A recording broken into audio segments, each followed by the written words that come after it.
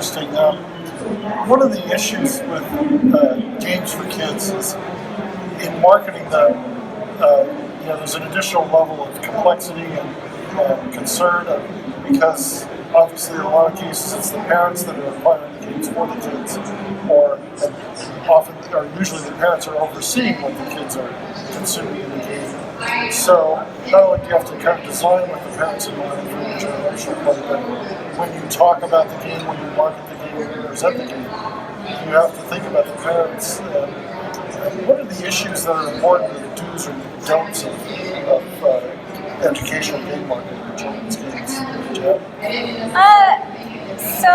I think that is where having the educational elements is really important, is for that marketing angle. I think parents are going to be happier, or we found parents are happier to purchase a game for their kid, or just happier with their child playing a game if they can see that there is some educational component.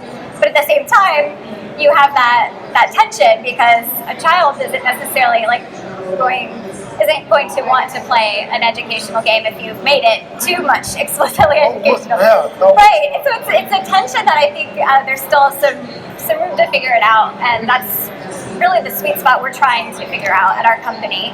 And I would say another thing that we found really valuable from a marketing perspective is to try to get that accreditation of different awards groups to say, this is a game that has real value, and by doing that, I think we've seen a lot of success. So independent. Exactly. Yeah, there's a good group, apps, moms of apps. Sorry, that's a really good one. I would argue that if you go back to where we were selling shrink wrap software, then the parent was the purchaser. But really, you have to remember you have two separate audiences. You have the direct user, the consumer, which is the child, who really is making the purchasing decision and just going and getting the credit card or a mom pay for it. And you remember that you should be talking to that target user just as much as you're trying to talk to the parent and say, look, Betty Crocker approved us, and we've got all these awards and look at all these reviews. At the end of the day, you've got to speak to the child and make sure that you're messaging to that child, what your product is about.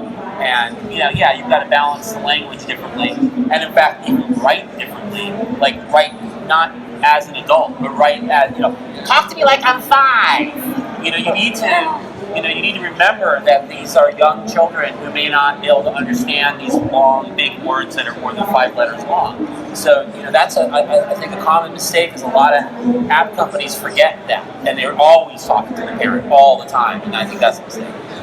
And of course, the elephant in the room is pricing. Is how you make this a sustainable business, but also make it fair to kids. Nothing makes parents more angry than finding out that their kid has been making in-app purchases that they didn't expect. Nothing. Smurfberries. With Smurfberries, exactly.